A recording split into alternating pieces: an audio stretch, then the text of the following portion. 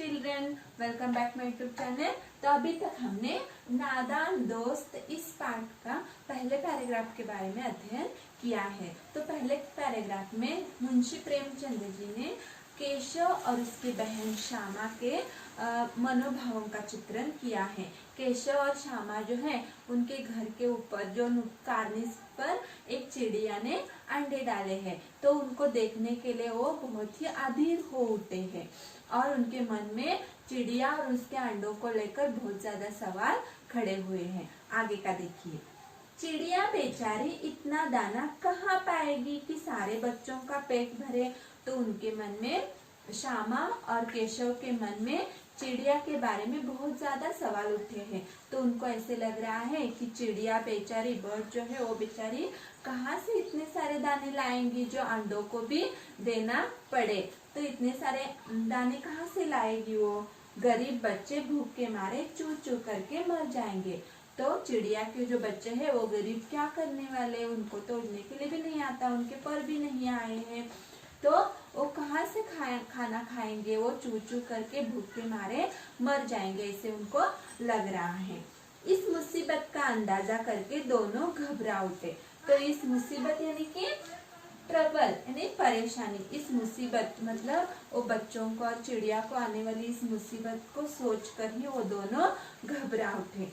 दोनों ने फैसला किया कि कार्निस पर थोड़ा सा दाना रख दिया जाए। तो दोनों ने ऐसे ही सोचकर फैसला किया कि कार्निस यानी कि ऊपर अपनी जो बाहर की दीवार थी उसके मोड़ पर कार्निस पर थोड़ा दाना रख दिया जाएगा। श्यामा खुश होकर बोली, तब तो चिड़िया को चारे के लिए कहीं उड़कर न जाना पड़ेगा। तो श्यामा ने खुश होकर भैया से बोला, केशव से बोला कि अगर हम वहाँ पे दाना रखेंगे तो चिड़िया को अपने बच्चों को छोड़कर बाहर जाना नहीं पड़ेगा ना भैया। इसलिए उसने अपने भैया से सवाल पूछा। केशव, नहीं, तब क्यों जाएंगे? अगर हम दाना रखेंगे तब चिड़िया क्यों जाएगी? नहीं जाएगी वो। श्यामा, क्यों भैया? बच्चों को धूप न लगती होगी। तो श्यामा को और एक सवाल पड़ा कि बच्चों को, चिड़िया के जो बच्चे हैं उन्होंने नेस्ट के ऊपर कुछ भी नहीं रखा था, तो जो चिड़िया का नेस्ट रहता है यानी कि घोंसला रहता है उसके ऊपर छत नहीं होता। तो श्यामा को लगा कि बच्चों को धूप भी लगती होगी। धूप यानी कि सनलाइट, जिसे इंग्लिश में सनलाइट कहा जाता है। केशव का ध्यान इस तकलीफ की तरफ न गया था। तो केशव का ध्यान उस तरफ नहीं गया था, उसने ऐसे नहीं सोचा था कि नेस्ट के ऊपर छत नहीं है तो बच्चों को सनलाइट यानी धूप भी लग सकती है। बोला, जरूर तकलीफ हो रही होगी, बेचारे प्यास के मारे तड़पते होंगे, ऊपर छाया भी तो कोई नहीं। तो केशव ने कहा, जरूर लगती होगी धूप, तो बेचारे बच्चे जो है वो प्यास के मारे तड़पते होंगे और ऊपर छाया भी नहीं है। छाया यानी कि शैडो, उसे साया भी कहा जा सकता है।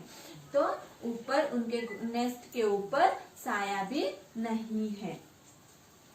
आखिर यही फैसला हुआ कि घोंसले के ऊपर कपड़े की छत बना देनी चाहिए। तो दोनों ने मिलकर उस मुसीबत का हल निकाला और फैसला किया कि छत के ऊपर कपड़े से, नेस्ट के ऊपर छत बनाई जाएगी कपड़े से।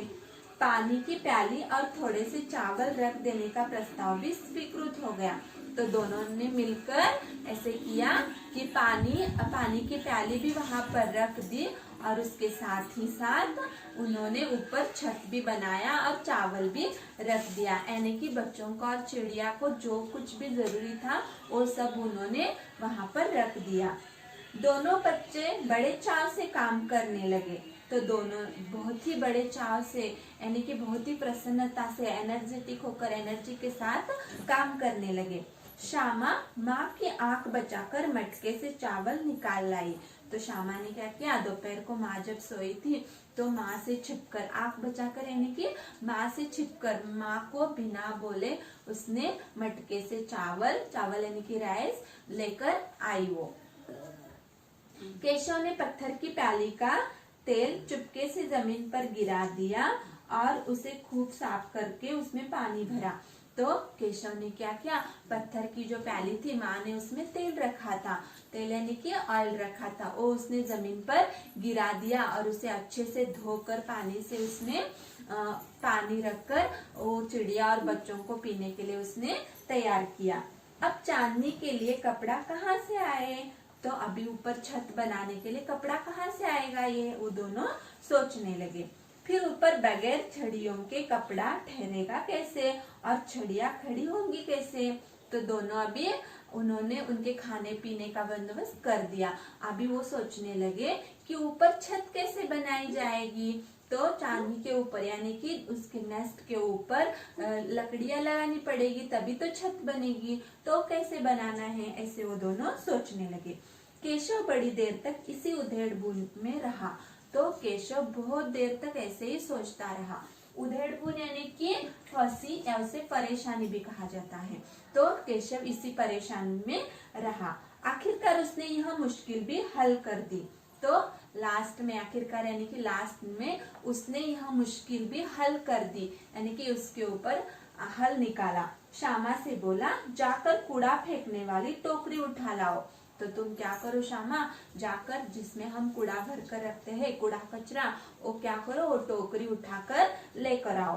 अम्मा जी को मत दिखाना श्यामा, वह तो बीच से फटी हुई है, उसमें से धूप न जाएगी। तो उसने कहा कि मम्मी को मत बताओ, माँ को मत बताओ, नहीं तो वो क्या करेगी, डांटेगी, तुम ऐसे ही वह टोकरी लेकर आओ। तो ऐसे श्यामा ने बोला कि वह टोकरी तो फट गई है, उसमें से बच्चों को धूप लगेगी। केशव ने झुंझला कर कहा, तो टोकरी तो ला, मैं उसका सुराख बंद करने की कोई हिकामत निकालूंगा। तो केशव ने झुंझला कर यानी कि केशव ने गुस्से से कहा कि तुम जाकर टोकरी लेकर आओ, मैं उसमें से कुछ तो सुराख यानी कि लेट यानी कि छेद, उसमें से जो भी छेद उस टोकरी को पड़ा है वहां पे कुछ तो मैं करने के लिए हिकामत यानी कि उसकी कुछ तो मैं मरम्मत करूंगा, उसके ऊपर हल में निकालूंगा, तू पहले टोकरी लेकर आ, ऐसे केशव ने श्यामा से कहा। तो इस पैराग्राफ में केशव और श्यामा जो है वो चिड़िया और उसके बच्चों के बारे में बहुत ज्यादा सोच रहे हैं और उन्होंने उनके लिए वो क्या क्या कर सकते हैं वो सब वो दोनों कर रहे हैं। उनके खाने पीने का यानी कि वो चावल लेकर आए, फिर पानी लेकर आए, फिर उनके लिए छत भी बना रहे हैं, यानी कि चिड़िया को जिस जिस चीजों की जरूरत है वो सब वो दोनों बच्चे कर रहे हैं। धन्यवाद।